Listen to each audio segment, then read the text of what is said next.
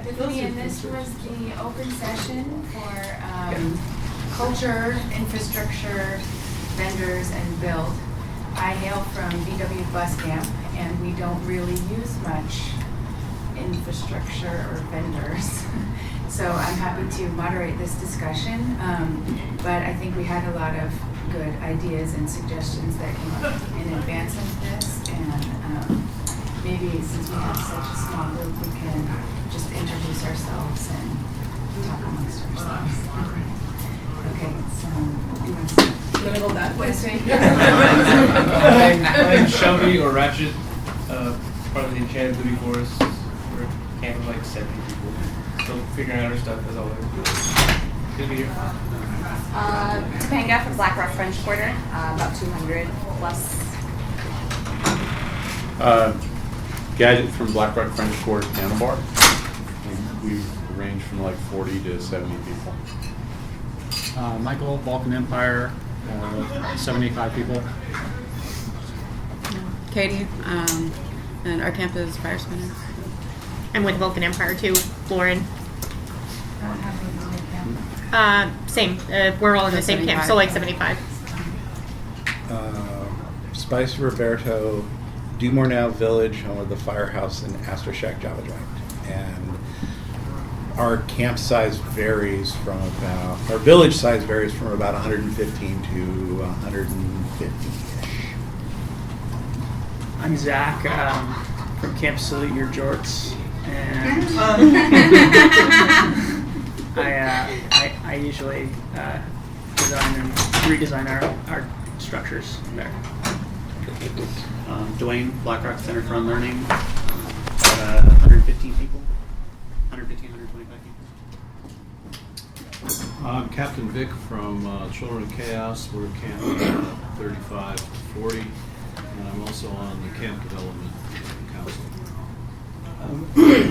Dixon from Root Pile Camp. We do live bluegrass music and southern food and culture.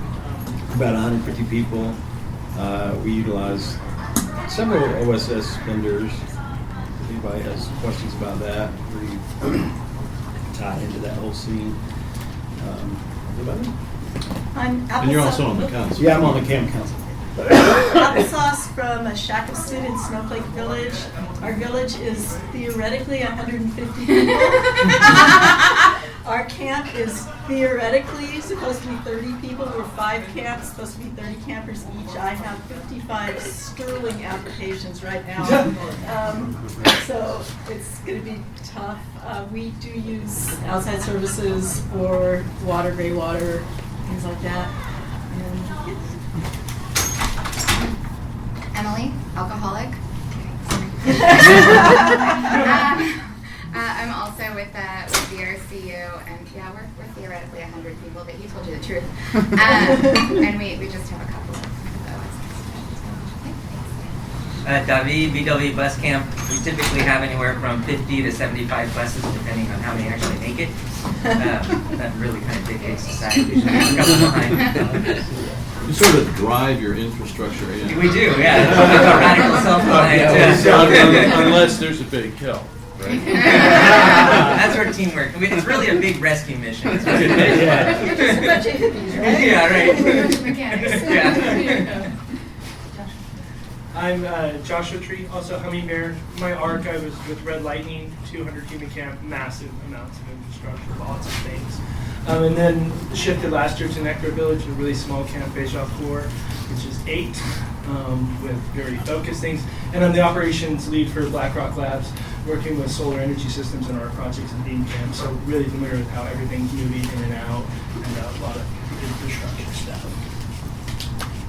I'm Benoit, David Puddin, and in my 9 years at Burnham as a camp lead, the most I've had was 65 people.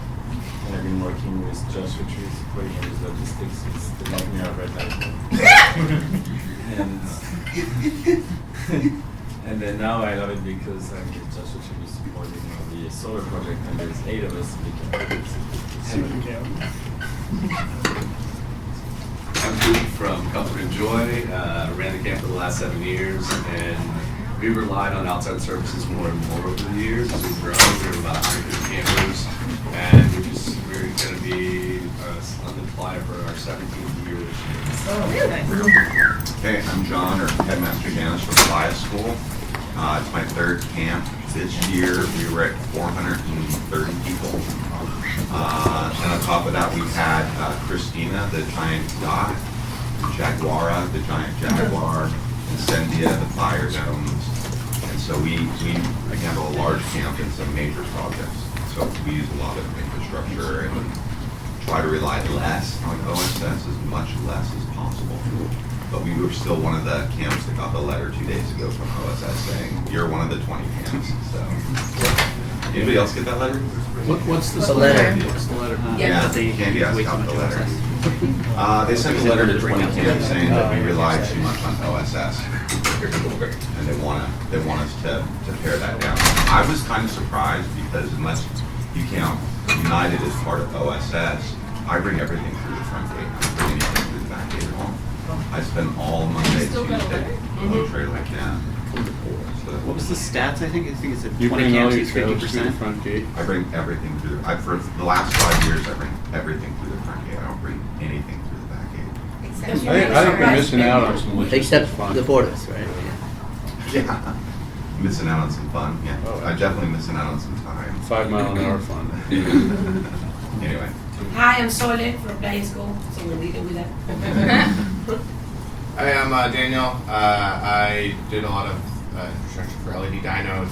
Probably not as large as the one that did camps for LED, but this year I'm going to a much smaller camp. I'm always interested in infrastructure, like ideas and ways to like just do less work and have it be more eco-friendly and more efficient. Moto, I've been with Elliot's Bike Service the last few years, and we're actually branching off and starting bike repair conflux this year. And so we've been, involved with Elliot's big giant shade structure the last few years, and I'm just, like I said, I'm into infrastructure and how to make it simple and a lot easier. So, thank you. Sai Patel, I with Pathable Oasis, we're usually in the 430 district area, and been with them about 4 years. We're a relatively small camp, we've grown a bit. We're about 50 people now, and I'm kind of responsible for just making sure everything runs efficiently, and infrastructure is a big part of it. Trying to make it more comfortable for campmates as well as make it more comfortable for interactive activities and things like that. Ways to make things more efficient. My name is Christian. I'm with Inflation Station. We're a self-service bike tire repair station, basically, for air and other tubes and stuff. And we like to teach people how to do their own service on their bikes and give them a sense of accomplishment when they walk away and fix their tube or something. And they get a drink. So I'm always interested in how to build the camp and break it down more efficiently. It's always a chore to do both sides of it. And use outside vendors appropriately with water and waste and stuff like that. So we doubled our camp this year from 15 to 30. So we're excited to learn different. I'm Tom, probably ever after, which is the first year camp last year.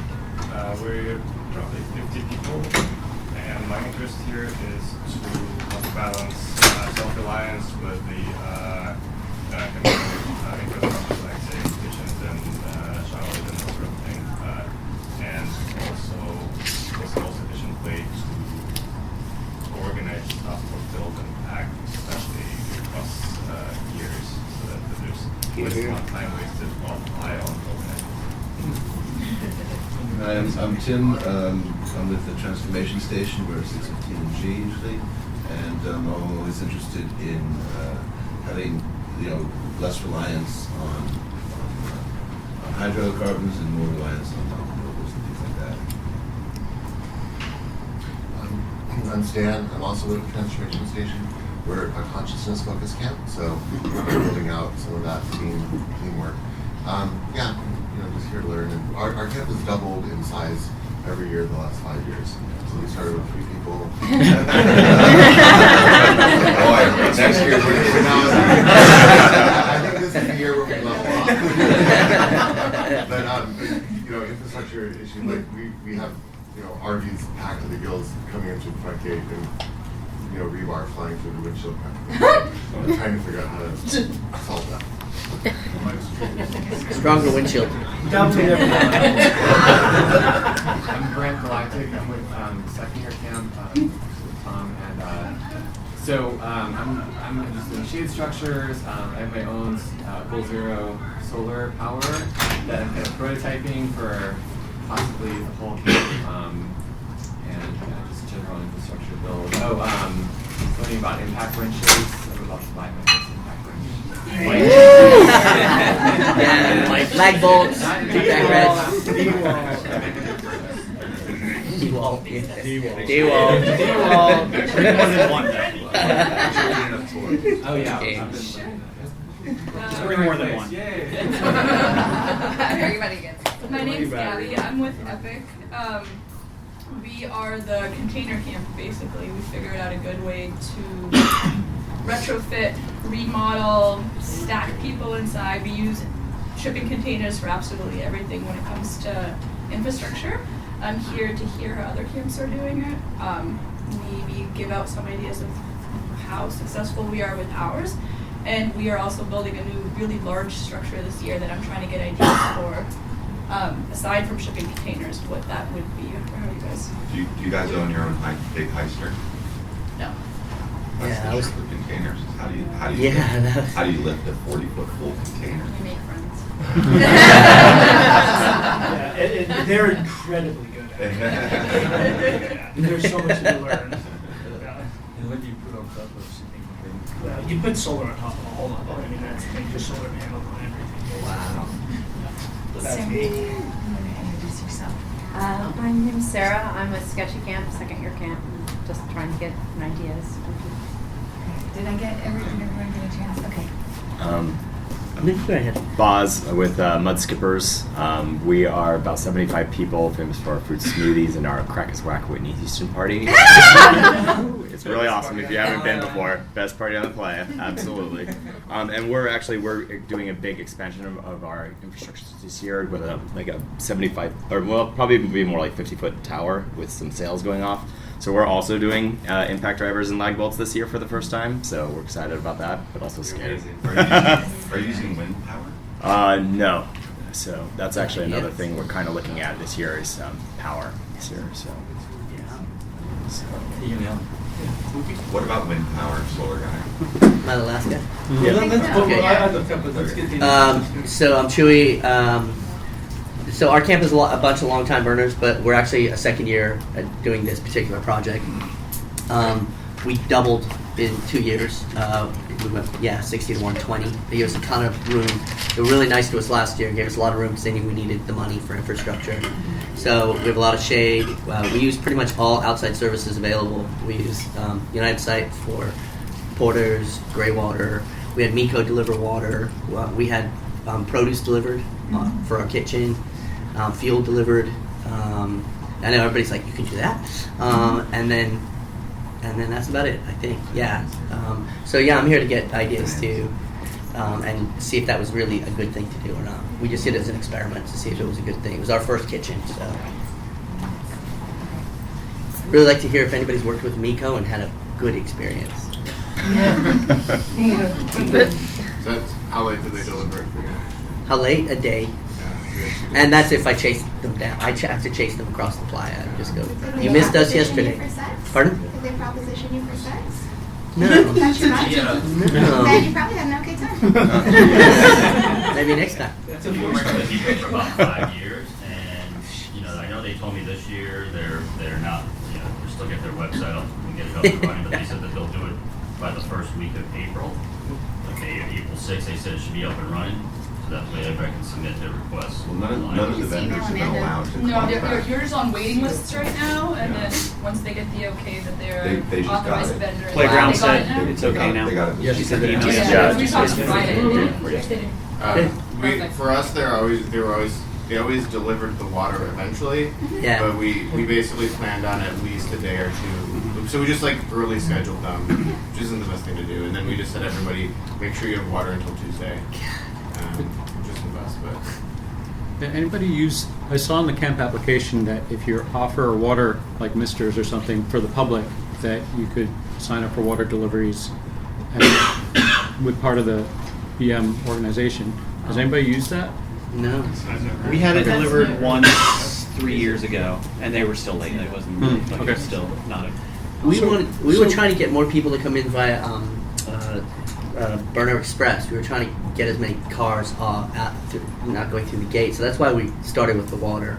We thought that was a great way to. It was a big thing that people had to carry, Yeah. and so then we gifted it to anyone that would come in on Burner Express. And it just seemed like a great, and it worked. We got a ton of people that did it in our camp. We've been talking about even thinking, this year we're doing something radically different, just so you know. It has nothing to do with public opinion about Playa School. It has to do with 2 years of conversations and both of us looking at it being like, it's too big, we can't handle it, you know. So we're doing something different this year called Daydream. This could be 100 people. They're all, focused on, they're all Just focused on. Sorry, were they focused? The point is we were looking at potentially having people park off-site. Yeah. And just renting vans and shuttling people in ourselves. That's a great idea. I mean, is that douchey? Is that rich people douchey? Is that trying to be green? Depends on how you're funding the van. People say a lot of different things, and so I'm just wondering from you guys, since you're camp leads, like how do you perceive if a camp were to say, look, 70 cars or whatever it is goes off-site, and instead we're going to use our resources to get some vans that have some trailers, to load your shit and everything into the trailers, and to bring everybody in through the gate, so we're lessening traffic at the gate, we're reducing the impact. That sounds anti-douchey to me. Yeah, where is off-site? Well, we can park it at, let's say, Iveson Ranch, across from Fly Ranch, because we have all of our equipment there. Right.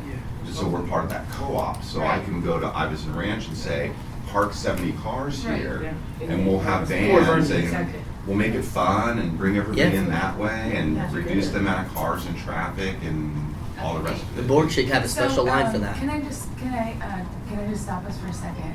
I think you're bringing up a great topic, and I'd like to kind of hear around from folks what they think about your question. Yeah. So I'd like We were talking about Party scandal. I think it's helpful. It reduces traffic. It helps people.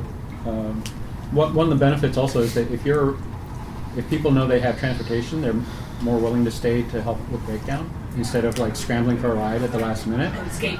Yeah, no, if you know that, well, they escape anyway. Yeah, if you're going to transport them back to their cars, you've got them for breakdown. So, yeah. We did But that they last year, and because all of our breakdown people were like, "Yeah, we'll totally help." Oh, I got a ride, bye. So we just like forced them all into like an RV and a like 2 box U-Hauls, trucks, and they were stuck with us. But it was a lot awesome. a lot of that, though, I think it's important to talk about the difference in the demographic. Okay. Back in 2014, I did an experiment that was similar to what you guys do. It was horrific. It was horrific because we didn't I actually had everybody in the camp had to sign up for 2 shifts on various, volunteer projects, including running the kitchen, and everybody agreed to it. I had all these lists of names and stuff. And when's most 90, well, let's say a substantial proportion of them from England. Okay, and when they got to the playa, they immediately got totally shit-faced drunk, and none of those things happened. That's an acculturation problem. They had That's an gone out infrastructure problem. before they arrived in playa. They had purchased all the food because they're going to cook their Has own that meals. happened to anybody else in here? Well, Never. No. Seriously, John, get with the program. Seriously, get with the program, okay? Because I've had that group of people, and I said I'm never going to do that again. Now, you've done a better job of managing those people, but I think the name Playa School says it all. They show up and they're absolutely dependent on everybody else. Point of order? Thank you. I think this gentleman was correct. That's an acculturation problem and not an infrastructure problem. Okay. And most camps have had that issue, and there is plenty of ways of fixing that. Yeah. Right. Yeah. Well, let's move on to infrastructure. Transportation question that you asked, which is really interesting. You know, and I think that how you process it. Like, I think when you say like, is it more efficient with your resources, and like, what is the experience? And when you apply the principles, is it creating radical self-reliance? Is it doing that? And like when you run it through that lens, you're the only one in your camp know how people are moving. Acculturation and how people come is vitally important. the Transportation. I just want to say. Right, but the reason it came up was because the suggestion was, well, these people are going to have more time to help clean up after the camp. That's simply not the case. Those people are not going. It's never going to happen. I think that's how Can I offer one thing? That's your opinion. That's your opinion. I mean, some of us have It's had. my well-experienced opinion. My experience is the opposite. And I've been either way, it's not. since 2002 as well. So. I would like to, can I just offer one thing? Because I get the part about getting people to stay, like I'm the last off playa. Right. I encourage people to stay in a party. I'm not trying to lock people to stay in. Not that that's the space is coming, but I invite people to make a magical space. This is the best to stay. So even the intention of trying to keep people in playa, in quotes, for the best reasons, isn't why I would do it. You know, I try and create a thing that people don't want to leave, and you try and support people to stay through a process and whatever that is. And there was a breakout session on Teardown yesterday. I have parties the last 2 days. You know what I mean? That's Watch your Next. I just have a question on who gets stuck driving that van. I would love to be stuck driving that. I think that would be like one of the most fun things to do. You know, you're like with everybody. They're like, "That was so awesome!" It's you know, what would you? You know, I think that would be It's a one task. of the most fun jobs on the whole. So you asked the question. So let's hear the answers. Yes.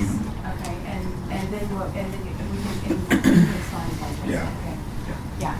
Okay, so I really appreciate, John, that you're trying to get cars out of camp, and that's one of our hugest problems, is all the people in their cars at camp. We are incentivizing people, as you said, we'll give them water if they'll ride the burner bus. I'm also telling people you have a much better chance of getting into camp if you'll ride the burner bus. That being said, we still have this issue with cars, and I'm wondering why a few years ago, I can't remember what year it was, that they had the parking area that people could park their cars, and it was I thought it was fantastic. People were shitting in Trash. cars. Yeah. They were what? Yeah. They trashed They were it? taking poos in the cars and they Oh left my it. gosh, because it was, This is why we But I'm responsible. She asked me yeah. So nevertheless, to me, you know, we're on Esplanade, we have very limited space, and we're trying to put on this show for everybody, and then I have these cars, and last year I was begging other camps, you know, can I put one car in your camp? You know, can I, you know? This is such an easy way. So I think that it's so typical of burner culture, and since we're all TCOs and we're also burners, that to just take a question like that and just assume, because John's saying people would ride a shuttle van, that those people are going to suck. Just because they want to do something different, and that's the same thing that you see, like people saying, close the airport. Yeah. Some of my hardest working people and my best people on camp ride the airport. Yep. So I don't think we're going to get anywhere in discussion in here if we jump to conclusions about what kind of people would just want to ride a van. You know, so I think it's a good idea, and I think it's a great idea to have your teardown crew be stuck to a certain point when they can leave, you know. Couple of quick things about that. First of all, great idea. That all these great ideas like this. Why does the Burner Express work so well? Because they get in quickly, right? So these types of things have to be addressed by the board. They have to be addressed by gate. Like incentivize people to get in quickly by taking a van. Like you should have like a commuter lane or whatever you want to call it, you know. Well, but it has to be supported by the board. The reason I brought it up in the context of this meeting is, you know, here we are hearing, you know, we need to rely less on OSS, but there's also a part of me that is like, well, what does that mean? Because, you know, there are some things that we could do and ask for as theme camp organizers that would be distinctly OSS dependent, but could really change a lot of things, like something like this. Like what happened if there were a more extended shuttle service to bring people in? is that more reliant? Or on private Yeah. bus service, how about that? I'd like to hear from us. Yeah. So I think we should probably move on to another topic. Yeah, But I will say this is I think that maybe it's a great idea. I like a lot of the thinking behind it, but I think also you're going to want to think about, and I'm asking this rhetorically, of how many of your campers are really going to want to do that, because what you're asking of them is to at least pack their shit twice, if not 4 times. And I know, personally, me packing my car once it's in that car, it's not coming out till it's getting on the playa, and once it goes in the car, I would never want to have to repack it into something else. So just think about it. Yeah, okay, I'm going to take 2 more on this topic, and then we're going to move on. I'd like to add one thing, just structured, like when you look at the IS statement, look at it from the broader view of the camp for a minute. Instead, look at the congestion of the vehicles in the last place, just coming out of Gerlach, and the impact of the cars. And there's lots of relations that we created in Wadsworth and with storage companies that you're relieving an enormous bottleneck in vehicles by creating something. You got to make it work inside, but it's more efficient to move things, and people are going to have to pack different. So I think in a broader way, not bringing as many cars in to the playa is a big solution if we can do it more efficiently. To zoom out, they're analyzing the impacts of the whole hand. So I'd love to do two Burner real Express quick. if it was a builder. I think- They could do it as a builder. Now, something that would be really cool would be to bring this up to board to say, okay, the on-site parking lot didn't work. What if we had a Burner Express from Gerlach? Yeah. Or, Yeah. where we have people leave their cars. Fly Ranch. If they Girl. go to Fly Ranch or wherever, leave your car there and we will shut you in. That would be awesome. Apropos the packing thing, what we're doing for our camp this year is we're using 2 points. One is LA, one is San Jose, San Francisco. And if people are, say, flying in from wherever in the world, they drop their stuff with us. We're going to have a box truck anyway going in. We're going to take their stuff in. We're telling them to take the bus. Do not come in from France, rent a car, pack your shit in a car, and drive to Playa in a rental car. Ride the Burner bus. When we do that. A new topic? Yeah. Did you say you have a new topic? Yeah. Okay, thank you. So I'm fixing them on the, Vic and I are both on the council of the CDS team, and I wanted to make sure y'all understood that the CDS team is like the camp development and support team, but that is you guys' team now. Yes. So the CDS team is, right, Vic, up here like the DPW, Gate. We are the team, we're the council, it's only 8 people, but we are the team that's going to represent all you guys to the board. Okay, so that's major, because you all know that if you ask, placement a question, yes, I've had 6 months go by when I've asked placers. I'm not putting my placers down, but so keep in mind that now you have a team that if you have an idea like this, run it through the team and we'll get it to the right people. Because before we had not that, right? So the topic I wanted to just broach, since it's kind of an open session, is that what do you guys think about the possibility of DGS sale either lasting longer or changing the allocation? Like, I don't know if y'all understand DGS 2, which is they don't like it when you call it DGS 2, but like in June there's another DGS allocation if they have some kind of screw up or whatever. And in that sale, at least last year, you could allocate one person a ticket, 10 people a ticket, your TCO 20 tickets, whatever. So I think one of the biggest problems I have running to camp is dealing with DGS because the window, and it was even shorter this year. The window was so short to assign, and then the window was even not shorter, but very short to put it on people. And if they just change the DGS allocation, we're adults. If you don't trust us, who in the F do you trust? Thank Okay, you. For sure. Let me assign all my 20 DGS tickets to my ticket lead, or whatever, or 2, or 1, or 3, or 5, or whatever. So I wanted to get y'all's input because this is something we as a CDS team could. All in favor? You know? All in favor. Yeah, absolutely. Okay, next topic.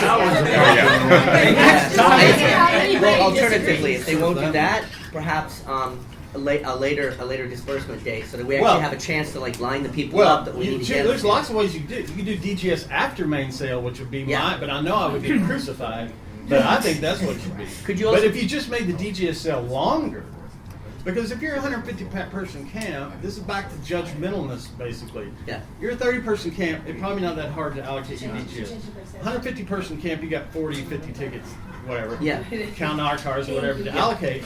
Nobody can say you should have your core decided by the time DGS comes. That's the no problem. way. That was our problem. And maybe make the DGS sale longer. So if we did wanted to discuss a little bit what y'all think the best plan would be, we can pitch it. So, I'd like to hear You get so from- many tickets either way, and give you longer to allocate. So Yeah. If we can minimize our side talking and just check, I'd like to turn to Snowflake. So I love that idea. I think it's great, and I'm like super on it. I would also, I don't know if this is possible, but it might be nice too if after DGS, if there were tickets that were not purchased, that the links were allocated to certain people for whatever reasons they forgot, that the camp lead would then be like, hey, these tickets were left on the table. Yes. And this is the number that you have left over. What do you want to do with it? Yeah. And then maybe that link was then granted to that person. I know that's maybe a little complicated, but Part of the pushback would be that if you ask for DGS to last longer, so you get 20 tickets to Right. allocate, we're going to give you the 1st of June to allocate those. I mean, Or pay for them. I see. That'd be The problem better. is the unused DGS tickets have to go back in the pool. Right. That's part of the reason they do it before the main sale, Mhm. because they put them back in the pool. But that's still a fallacy to me, because who in here is going to let a DGS ticket go back in the pool? No, it's the person you assigned it to. Our camp basically makes everybody buy an Brian? Just, I would love to see just the window of the announce for DGS be a little bit earlier. Yeah, the announcement. Just, Sorry, just you'd the like to announcement. see- Yeah, the announcement for when the DGS tickets are going to be available. No They're going to go on kidding. sale be earlier. You mean your So that way, allocation? that No, way, the yeah. So announcement. that way we can start New those topic. conversations earlier. You're right. Right. Yeah. Yeah, you get 24 hours. DGS comment? Yes, comment. Yeah. If I can get this one right. No, I'll come back to it. Never Okay. mind. Let's move on, because I don't want to keep beating Okay, this one new down. topic, and the reason I came to this meeting. Yeah. Our camp has been around, I've been doing this a very long time. And so I actually have 80 acres myself. And I keep all my toys there. And my toys have grown bigger and bigger and bigger over the years, including construction equipment. Mainly because of frustrations around, hiring out to the various, vendors. And the problem is, when I want to bring in my telehandler or my all-terrain lift or whatever, because I'm building a dome or whatever, it's a hassle every year. Every year, it's a huge hassle. And I'd like it if we could have a policy that says, basically every camp should be able to say, I have this list of equipment. If you're going to bring buses, I own 8 buses. My whole camp comes, we already do all that. We park at our ranch and we come in on the buses, so we don't waste space. Okay? The thing is that we want to be able to do that without having to get interrogated at the gate. Because I have a telehandler that's yellow, they assume it's some kind of contractor. And it's not, it's my personal equipment. So maybe I need some kind of personal equipment tag that we put on there that says, oh no, this belongs to this camp. And that way it would simplify stuff at the gate. The second thing, yeah, and it's huge because. Did you say what the breakdown is? It's that you're running into it at the gate though when you're bringing equipment. gate. This is the breakdown, as you're saying at the gate. Is that what The breakdown's at the gate. At the gate with Yeah. what actually Once I'm on the playa. What happens at the gate? I'm not Front sure I gate or understand. back gate? Yeah. That's the fun part. There you go. So I don't want to digress too much, but for a while there was a rule that our cars have to come in the front gate, but heavy equipment has to come in the back gate. So of course, new piano bar is a massive piece of equipment. We put it on a piece of heavy equipment, and we went to the front gate, and they said, "Oh, I'm sorry, our car can come in." And I said, well, can I just unload the art car here? Oh no, you can't do that either. It's federal land, and there's some rule against that. So we went to the back gate, and of course the contralateral was true. They said, sorry, you can't bring the art car. My God. And so I went back to the front gate. So now I've wasted 7 hours at 5 miles an hour. It was a clusterfuck. And so fortunately, somebody who'd been in the org for a longer period of time came out, and he said, well, because I did take it off the truck out on the highway, drove it in, and then they gave me a hard time. I had a vehicle pass, an early arrival pass, I had every fucking thing, and they said, where's your vehicle pass? Here's your vehicle pass. Okay, is this a street legal vehicle? How come it's not mounted on the windshield? I said there was no windshield. Anyway, so I want to bring that up because it seems so simple that we can just come up with, and just put it one little question. Do you have vehicles that you're going to bring in? And heavy equipped that you own. The second part, and I just want to say this quickly because then I won't bother you. We got these similar topic. We got these fabulous tools, when I get out of my house in San Francisco, I use Uber or Lyft or whatever, keeping track of where everything is. On all of these services, water, gray water, and fuel, whatever's going on, all of that could be managed much more efficiently, and maybe the vendor that's right, much more efficiently, and the vendors may not have the infrastructure to do that, but it's so easy to set it up. Okay, as guys in the tech industry, I'm like, you're going to stick a transponder on the windshield of every one of those vehicles, and now you can have a radio dispatch that can actually see exactly where they are, so they don't, somebody calls up and they say need this, and they're like half a block away. Go ahead and deliver it. That's what perimeter. And compliance. Since I'm on the camp council, I'm kind of looking at things through a different window, maybe. So I wanted to say in response to that topic that I think as theme camps, we're like the stepchildren kind of. That's the way I feel about it. I don't feel like in a lot of ways that the org really gives a crap what we do. But the reality is they wouldn't have the burn without us, So I'm going to tell you, like, with response to your question, like, I just started a new TCO Facebook group that is smaller, just a few people from each camp, so it's not a 6,000 person group, right? And so I'm trying to talk to leads like Shay and people like that to come in there and have some conversations in that group, So I was talking to and I won't name the person, but I was talking to an ex-Gate lead, an Exodus lead, about, because I don't know about y'all, but Build Gate last year for Build was horrendous. It was. It was effing horrendous, okay? So I'm like, how can we deal with this? And the almost exact words were, well, we as Gate are not there to make it easier for you guys to build your camp. And we're not there to make it easier for you to get in than it is all those other 60,000 people coming in next week. And I'm like, okay. Yeah, so that's the thing. It's like a mindset, and the board is always talking about culturization.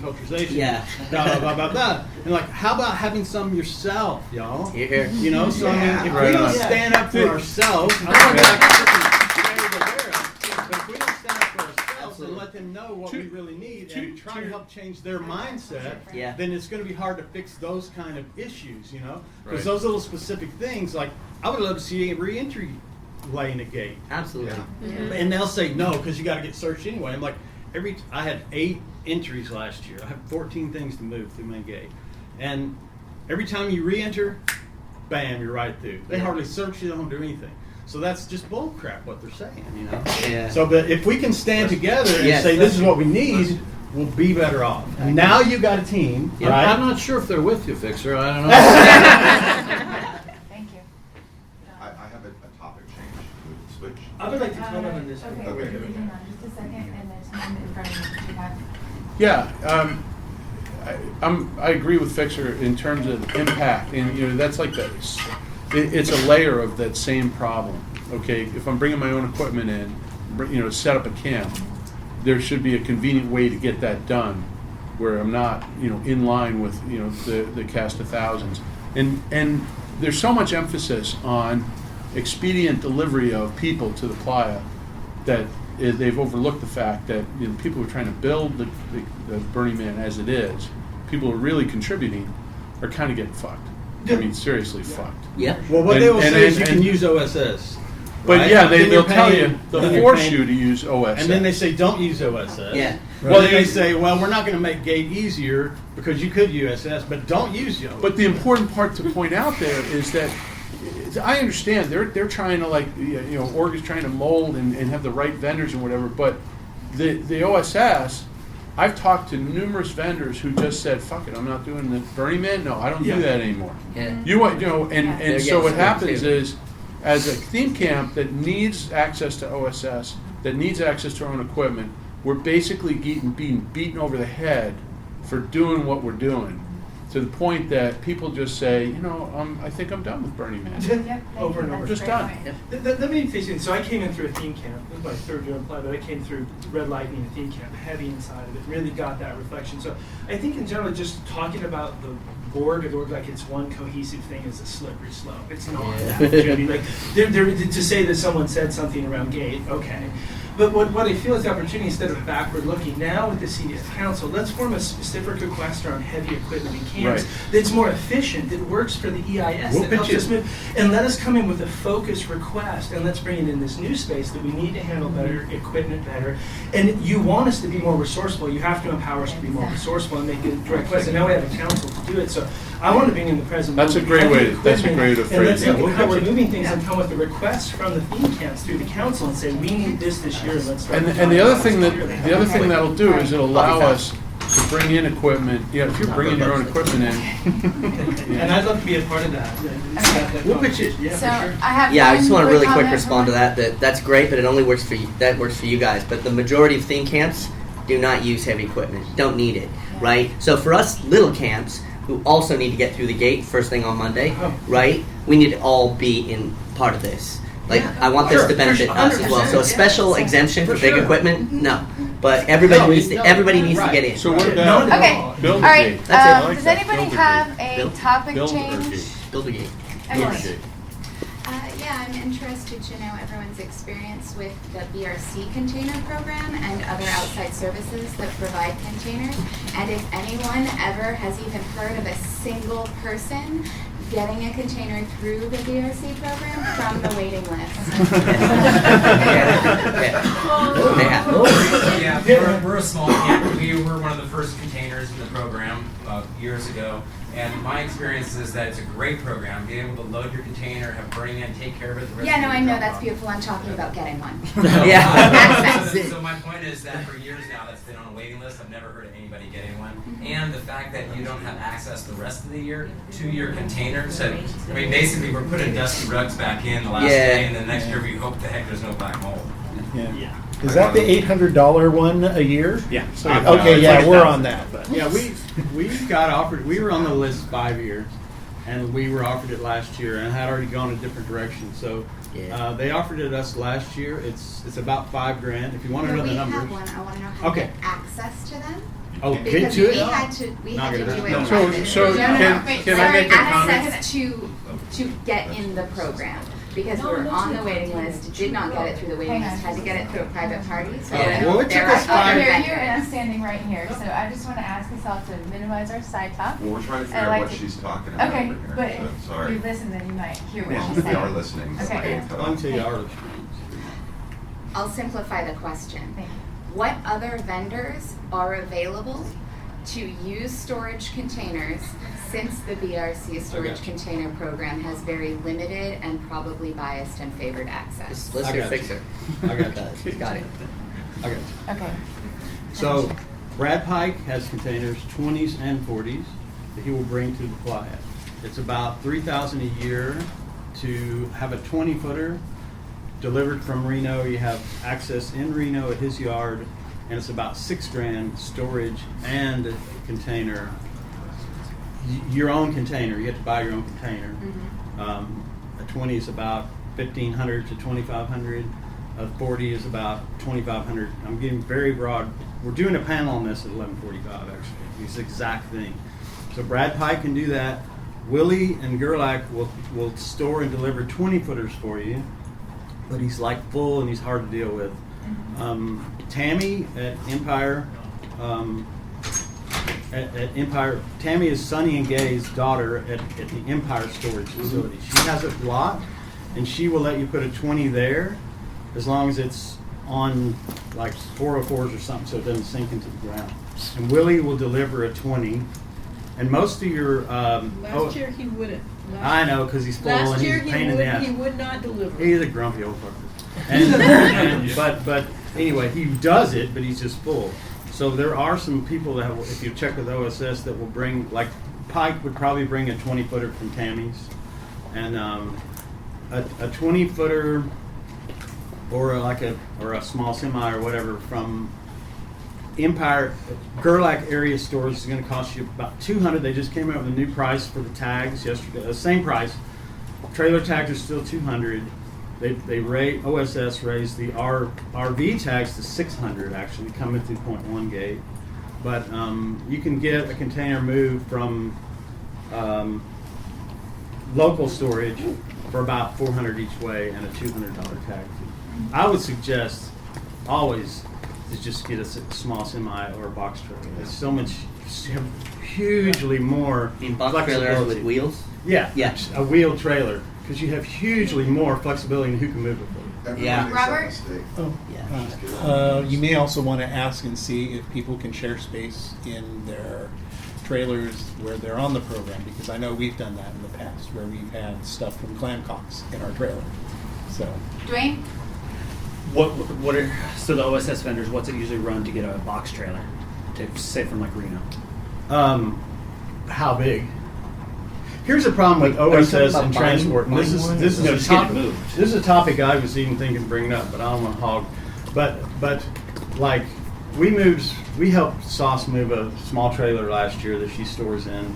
But almost all of your OSS vendors that are transport guys, they're all tractor trailer minded, right? Yeah. So the thing is, if they want to move like a 24-foot box trailer for you, a tag along regular trailer or a gooseneck, it takes the same amount of work and the same guy.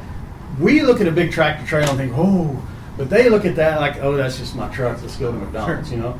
So I have actually talked to Shay yesterday about why couldn't we have an OSS vendor, transport vendor, that was more focused on, and maybe a smaller price for the trailer tags, more focused on bringing smaller units in, wheeled units. Because a container is a lot harder to move than just, I can take a 3/4 ton pickup and go hook up to your 24-foot race car trailer and get it in there, especially a 2-point gun in 2 hours, 3 hours, you know. But if it's a semi-trailer, it's harder. It holds a lot more, but the cost is about the same. So it's about $1,000 to $1,200 to move a trailer on and off playa from local storage. I think for even us- a small trailer. Yeah. I think for us, the race car trailer is going to be $7,000, $8,000, $10,000. But I could probably get like a 24-foot trailer in Reno for like $1,000 or $2,000. There's lots full. Yeah, absolutely. Semi? You mean a pup? Yeah, one of those 24 pup. foot. Yeah, 26-foot pup. Yeah. Yeah, but a full size. Sai? I mean, I think he just made the same comment that I did. Like, this year we're looking into like just getting one of those trailers, and we're looking at like a 40-foot one. Like we can get one for like a nice one, like $4,000, and then we're just gonna hire somebody to bring it in. The good thing about those trailers, you can park them anywhere. You know, so it's not. As You mean like a race car trailer? Yeah. Well, like a semi-trailer. And we semi. found out that No, we that's can a get ship- an that's not a outside race car. guy to deliver it. He just has to pay $800 at the gate. What? As a deposit. Yes. And then he gets that $800 back and comes back into the gate. Wait, I'm sorry. Could you repeat that? Could you repeat that last bit? But you talking about if you get an outside vendor? No, we're trying to get a tractor trailer. I'm sorry. Am I jumping on? No, it's a good question. I really need to know this because You one of the should things answer. we have semi trucks. We have a ton of semi trucks we have access to, but we just don't have a tractor trailer where we want to store our stuff in a big, giant 55-foot tractor trailer. And we found somewhere in Reno that said we could do that, and it was kind of expensive. But we just need to buy the damn trailer and figure out what's the cheapest way to get it in. Yeah, let's say the answer. This is important. You can have any commercial driver bring in your trailer. They leave an $800 deposit, and they get a pass. They can come and drop it Or you off. just So it give them a opens ticket. up. You get a pro driver. Well, that can ours have tickets and they camp with us. But I'm saying for people who don't know that. But What's cheaper? This is important though. But that can't be an OSS vendor. Michael? That can't be an OSS vendor. So our camp bought a 53-foot trailer this year. Yeah. And so this is our first year where we have yet to line up the storage and transportation. Wanted to know if anybody had recommendations for the vendors or storage locations. That's not completely accurate. We've Oh. been in contact with Breen, who I believe is one of the OSS. He is great. Okay, great. That's what I've heard, and that's why we were Okay. like leaning towards Breen. But yeah, if anybody else has a better recommendation or experience with Breen, Besides just like, I want to add something Yay. to the topic about bringing in containers using commercial drivers. Yeah. Yeah, my name is Dimitri. I'm the first guy in Burning Man history that was actually put on a blacklist as a person. So because of that was OSS violations. Trying to bring commercial drivers in using deposit, which is like one-time delivery ticket. We got lots of stuff to bring in, shortage of ticket, and try to use that one $900 deposit, but you're supposed to use it just once. So we got busted because we had to bring like our car, as you said, the parts of the art car and everything else, domes and all the parts. So that's how actually I got on the blacklist using violating OSS rules. So You can only use it once. Once. Yeah, it's not multiple. If you go try to find allowed vendors that allow to bring like a OSS approved, you cannot find because they're like out of quotes for 6 months beforehand. So it's impossible. I don't know how to figure out the situation for the council. Well, last year they capped all of the OSS transport people tags. This year they only capped the same number of RVs, and they raised the RV tag to 600. I just got those numbers yesterday. So the dry storage basically is $200 tag, and most of the OSS, I know most all the OSS guys, and they've got space. They can bring them. You know, it's going to cost you about $1,000, $1,200 depending on where you use. Breen is a little cheaper. Larry Malik is a little higher. They're all about the same. It's going to cost you about somewhere between $800 and $1,200 total. No, $1,000 and $1,400 total to bring it from Empire area. You know, now you're going to add about $300-400 each way from Reno, and way more storage. You can store a semi, and this is the thing about it. I was going to say, you get a pup, get a 26-foot pup. It costs you same to move it. It costs you same to store it. It costs you $50 to store it at Black Rock. We don't have to pay to move it. We have semi-truck drivers who are in our camp. There you go. But we just need to get a 55-foot trailer we can store somewhere so that they can just grab it. Tammy. Okay. $40 a month. Yeah. But we need to find the Building trailer. off of that, If we you have any usually ideas have where to a look. semi-truck driver in our camp to handle our semi. You usually have a semi-truck driver in your camp to To handle your the semi, usually. Okay. But this year, we're looking at potentially not having one. If we go professional, would somewhere between $2 to $3 a mile be reasonable? More like $3? Okay, I budgeted at $3. I'm all, so. And then I think, Michael, you're next. Just wanted this RV tax, that's for people that are renting RVs and having them delivered? Yes. Okay. Not if you're bringing your own RVs. Right, okay. Sure to see if we could open to New topic? How many new topic? Okay. Can you just like if anybody has a solution? You said just you have a one trailer driver, but if I got a bunch of stuff to deliver, what's the way to figure out how to get things in? OSS? They run out of quotes. No, not this year. Not this year? The only thing that's capped this year is RVs. Everybody can bring in as much stuff as they want. All the OSS transport guys can bring as much as they want. Okay. Can they do what he asked though, which is in and out? Yes. Multiple times. I'm Yeah. Not the gate. In Not the the main gate. interest of time, Sorry. getting everyone, I'm Just wanna gonna add to switch. that. Can we switch topics? The other Yeah, thing that's what I'm about trying to do. the OSS drivers is they also have a staging area on Playa, so they can bring things in days before you arrive and have 4 or 5 trailers there waiting for you and make it really easy to drop Shay it moved off. it back to Thursday. I highly Okay. recommend it. Topic change. Topic change.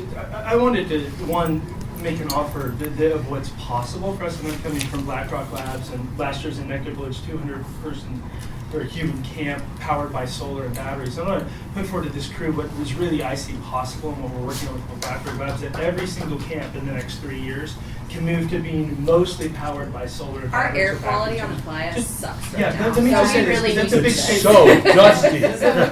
I'm going to make a statement, in Yeah. case I don't come back to it. So, well, of course, we'll get to the wind part, but keep it solar because it's complicated. So let's hear it. So when you merge several different things that we're doing together, which is really taking shape, which is a big process, everyone who wants to can email us. We need your camp plan and we need your last year's energy budget. And in the next 3 years, don't figure about getting to the next 100% how we're going to get there. Everyone can just take the first step year one. What it looks like is starting integrating some solar into your structures wherever, bringing batteries in. Last year we rented 100 kilowatt hours of lead acid batteries for $1,000. $1,000 showed up on there in Nectar Village. That just works at 100 kW. Now we're still using generators, but you're using the generators to fill the batteries. So every electron that comes out of the generator is going into batteries. That's automatically way more efficient because we don't need the top end of the generators that we're using. So when you do that, you get batteries with the generator, and then you move the solar as part of your shade structure. How many people know what bifacial solar is? Have you heard of this? Yeah. Everyone is doing it now, but it's double-sided solar panels. So you get light transmitted that comes through. You can have them dark all the way down to clear. So now we're not just putting solar panels out. You can literally bring the panels into your shade structures. And when you look at anything that you're doing build, you put solar panels in it that you can light with LEDs from the top and the bottom. And now you trade shade and solar, and you're modifying your existing distribution to bring that in. Those two steps alone are the foundation that we're only running the generators when you need to fill the batteries. And I can tell you, like, the silence of not having the generators, or the choice to be able to run the generator at a strategic time to fill the batteries is an entire. When you're running your dance floor. There's going to be a number of other questions. Let me finish one more point, and then the answer is everyone can just send me an email with your camp layout and your budget for doing this with everybody. What's your email? Yeah, give us your email. It's I am a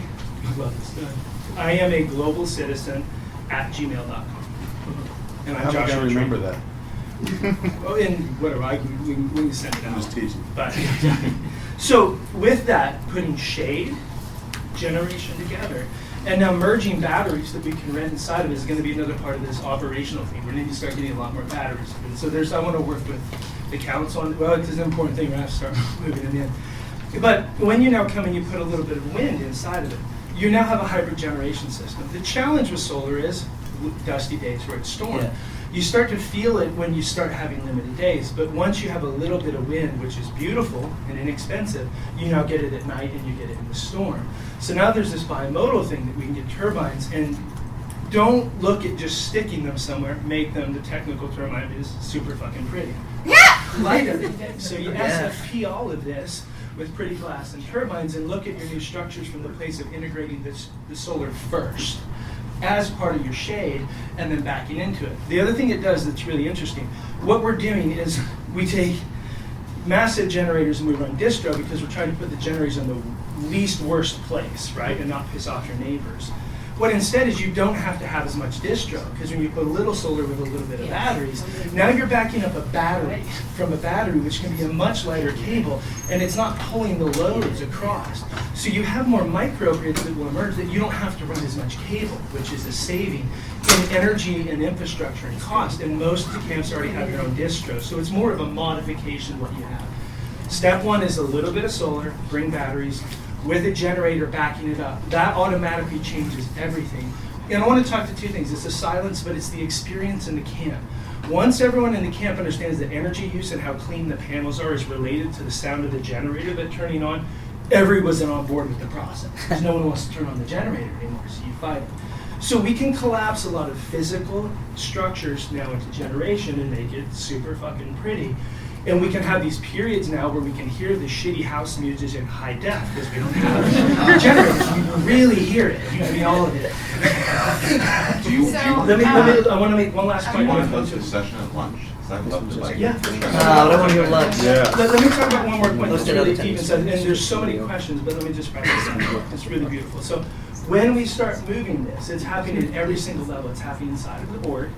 It's happening with the art projects that we're doing. And the RVs are the problem. I look at every single team camp, and as TCOs, this is my banner for you. The RVs are the problems, and they're the solutions. What we do is we have large central generation. The gift is the gift. It's going to be a power hog. It's going to be what it is. Theme camps actually don't need that much power when you look at the core infrastructure. The problem is when you try and have RVs baking in the sun, running AC over long cables, that is an inefficient system.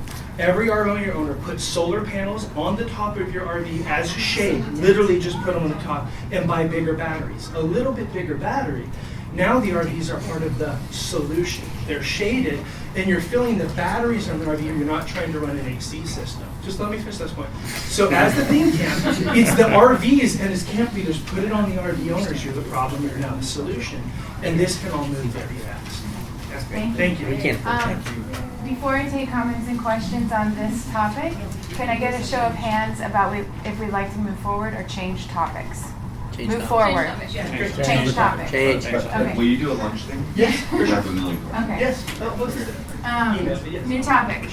We talk about labor and how you utilize labor to put How together does your infrastructure. camp utilize labor? Yes, how does your camp effectively put up these large structures? Do you hire in from the outside, or is only reliant on the inside your camp? It depends on the structure. We take volunteers from the plug and play camps. Wait. We keep Sorry, ours what'd you say? extremely modular. So like most of our infrastructure is carports. And we buy a couple new ones every year. And we're up to I think 22. And we just make like a big horseshoe and we hang shade cloths in the middle, and that our surface area for our shade is probably, I don't know, 40,000 square feet now. So we just have, as we grow as a camp, we started with 30 people and now we've grown to like a fucking Black Rock shade. 50 by something, yeah, huge shade structure. Or you could, you know, if you have the money, you can buy the EMT or you can make your own EMT, but we just budgeted in 3 or 4 carports every year and just slowly Or Black Rock expand shade. those, yeah. How does your camp utilize labor? Do you have an answer to that? Or- Sure. Okay.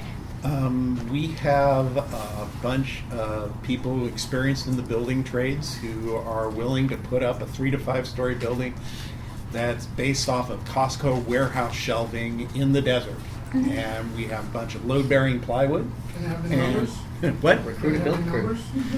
Is the- How many? How many? How many of them? I would say 10 to 20 or so. And we have people trickling in as the week goes on. We have a super motivated build team, and unfortunately, one problem we deal with is the build team tends to be the strike team, and we want to get away from that. Yeah, because we all have that. by the time strike comes, we are all dead. You know. So, and that's how we do it. It seems to. Okay. Emily, how does your camp utilize labor? So to be more specific, instead of just that we have a simple structure, what that means is, y'all can see me right now, I can build a carport by myself. So we don't have any skilled laborers. What we have is a bunch of people who, you know, are like waitresses or teachers or whatever, and working in a team that makes them able to do labor. So we get up early in the morning, we make coffee, that's how you get people out of bed. Then we start building, I make breakfast, we feed them. From the time the sun is high in the sky until 4 or 5 in the afternoon, you go do whatever you want because it's too hot. We come back after dinner and continue working, and that gives people breaks and motivation. Yep. Yeah, that's like you're shutting me down every time I raise my hand. I don't get what's going on. Like I just want to respond. I know what the question is. What's the question? Does anybody else see this happening? Am I imagining that? No, She's shutting me down, or- I see it. She's shutting me down. The answer to your question is it really depends on the camp. The answer to your issue is I don't consider putting up a carport skilled labor. I consider that She literally just said that. Yeah, no, I know. And she asked about labor. I know. So what I would say in our case, skilled labor is somebody who deals with fire, in particular, somebody that deals with heavy equipment and driving that heavy equipment. You know, somebody that has to have some sort of a license of sorts. You know, that person I kind of pull out from my labor. And those people I will pay, not on playa. I'll pay them before, I'll pay them after, but I pay for that specific skill set. Like I don't have a license to pull 18-wheel trailer, but somebody else does, and so I might give them a free ticket to camp with us at Burning Man and say, please come camp with us if you pull our trailers in exchange for that labor. And so, you know. But I think it's really important that you have to identify what that skilled labor is versus just putting up, you know, things or building things. We have a 65-person build team. We build 8 venues, including a 4-story structure that requires crane build, all volunteer labor, all totally unskilled. Although I do recruit plumbers, electricians, carpenters, you know, that sort of thing. A lot of people from theater, who have rigging, skills, that sort of thing. But we've done 17 years with no paid labor whatsoever. Bravo. So I wanted to speak to, I can't remember who it was that was saying, I think it was you, that the build crew is also the breakdown crew. So we do the same thing. Our build crew builds the entire camp and also stays to break the entire thing down. Last year, though, we started our breakdown kind of like, Thursday maybe? Involving the other campers that were not there for build, and the build crew was managing it, meaning I'm sitting with a bullhorn. I'm sitting, because I already did it and I know I'm here for the long haul, directing things. And the rest of the campers are moving things. So stuff that was not essential, like all the extra kitchen stuff, break that down, put it away. So everything had its own spaces. It was still really exhausting, so we're hoping that with the trailer that'll be a little bit more alleviated, but it wasn't as bad as it has been in previous years because now we had double the people that we normally have to help, and they were more than eager to help. Also breakfast. Yeah. Yeah. Yeah, we have a lot of very custom structures that aren't really that anyone could do.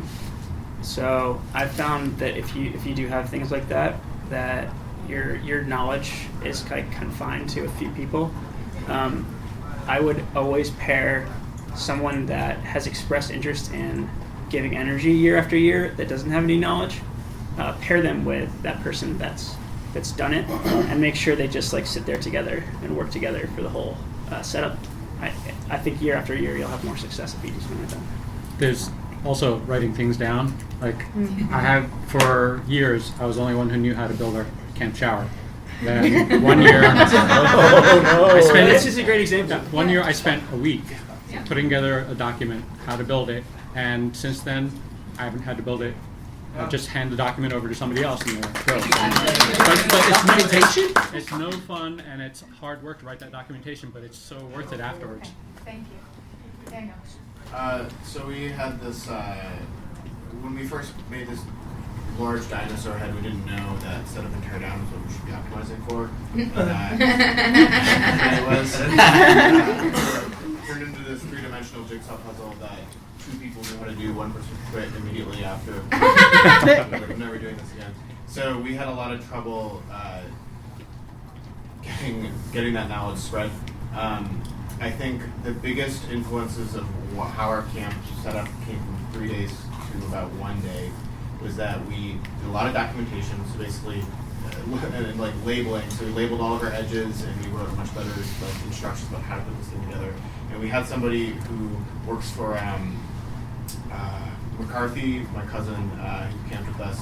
He manages subcontractors, and we didn't realize how inefficient we were with how our process was going. So he did a full Gantt chart of just what are all the dependencies and what needs to get done now, what needs to get done later, and he just did, it's his job, so it was easy for him, but a lot of just streamlining beforehand, figuring out what needs to get done first, and what, and then we had fluffers was another big thing, so basically fluffers, yeah. Yeah, their only job is to spray people down with water, and just basically managing people's energy levels, because as soon as it would get hot, people, not only do you not want to work, but your cognition goes down. You just make a lot of mistakes. Yeah. Sleep. If you don't get enough sleep, you make a lot of mistakes. So focusing on sort of self-care. And we've done it one day, which is really great.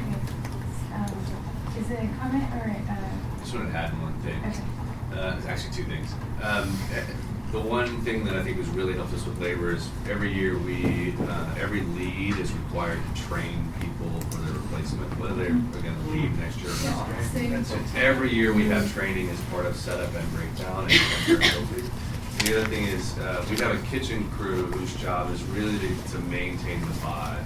And they're handing out snacks during the day, they're fluffing, that sort of thing. They've got music going the entire time. We make it a party. And we make sure that we encourage people to really sleep a lot during build week and breakdown.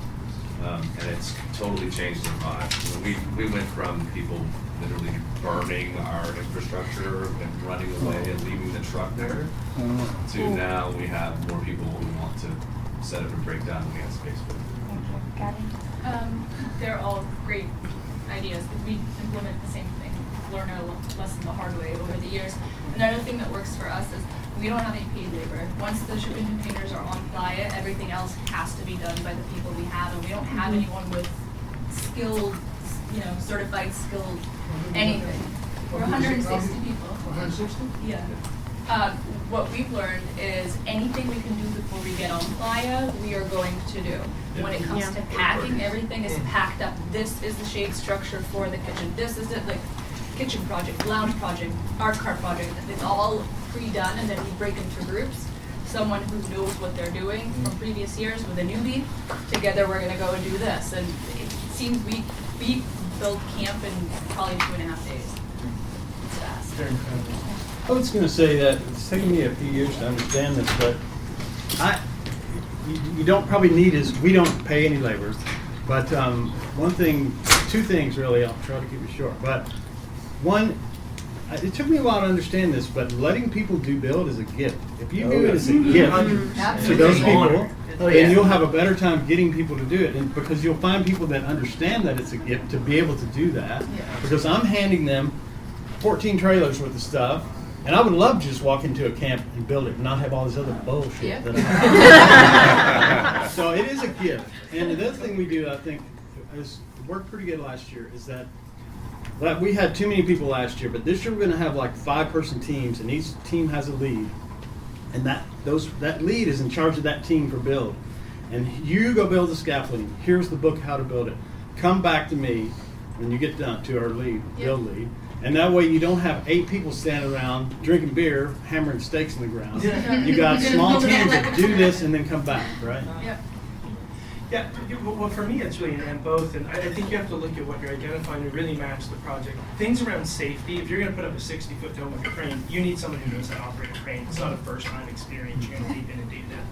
But can you bring it into your camp? It's better if you can have a crane operator. If you can have a semi-driver in your camp, that's the best. And open up to receive to come to camp. Someone can burn with you. But I think safety has to be the margin. And how can it become a gift? Even if it's a vendor, it can still be a process. It's inclusive in it. So I think, really having the principal guide whether or not you're paying specialty and then how we can do labor, it's really important. And I agree with you. It's a gift and an honor to come and build. And last but if you match a lead with experience, they can teach everyone. Once someone understands it, you really need the experience to handle the big stuff and the structural. People can learn how to do it, and then you create the teams to support it. People thrive on it. Thrive on it. Okay. I just want to know, with the larger camps that are here, I'm getting to a point where I can't get everything done in like the regular amount of early access that I have. Do you guys is there a process to like get more time for getting people in, or are we all stuck in the same boat? What do you mean? What kind of getting people? Like I'm right now. I've only been operating within the normal like early entry. I don't know if there's what day? You mean before Monday of early arrival? You need the early arrival work access pass. Much time on play? Yeah, I think we come in like Wednesday, Thursday. You come in Monday. Yeah, you can come in Sunday at midnight. That's when our placement team comes in. So just ask. Well, machine can place you before. Ask for more time. Come Monday morning. We only have a couple minutes left. I think we mentioned it earlier, but if you haven't switched to lag screws yet, it's life changing. Yeah. If you're still driving, I was going to ask about that. Since there's 2 of us here that are doing that for the first time, what are like the top 2 or 3 things we should know about lag screws? Bring at least 2 drills because one's So gonna bring 2 drills because one's gonna die. 2 drills. Yeah. Don't buy Harbor Freight. If you have a huge load point, putting you have a like generator? 2 or 3 next to each other. Too much side talk. Can't hear anybody. Make a. You mentioned lag screws. Everybody went nuts. Everybody gets screwed. Yeah. Tell me where to buy what you get screwed. Come ask me after, I'll tell you. Okay. You think All right. like Can I just get the answer to the question for the group? Because not everyone was able to hear it. The tips about lag screws. Bring 2. Bring 2. Bring at least 2 drills or drivers. Impact drivers. Bring at least 2. If you're going to bring batteries, bring 3. If you have corded ones, 2 is probably going to be fine. But what's going to happen, and make sure you have extra batteries because you're going to be in the middle of it, and you're going to be in the middle of taking them out, and it's going to die, and now you're going to be hand cranking, right? Very important also, make sure you have plenty of adapters for your 1/4-inch drive. Many. Boss, make sure you have plenty Yes. of adapters for your 1/4-inch drive to your 3/8 drive sockets. Because Right here. if you don't have a bunch of those, Okay. you there's don't have someone- shit. Half-inch impact wrench instead of 1/4-inch impact driver, is that correct, or does it matter? Half inch is better. Half Half inch inch is is better. What? How big are the screws? It depends on what you need. Wait. We use half-inch by 18-inch, which is more than enough. Wait, what was it? I missed that. So 1/4-inch driver to 3/8 socket. You Instead, want a half-inch instead of 1/4-inch for the little half-inch driver. Half-inch driver. It's called impact wrench, like a half-inch impact wrench Yes. versus a 1/4-inch impact Correct. wrench. You want the bigger one. You want the bigger Make sure you get the impact driver that has high torque because we Yeah. went through a bunch of low torque ones that didn't work at all. You need the The Milwaukee brand is the one that we found that works really well.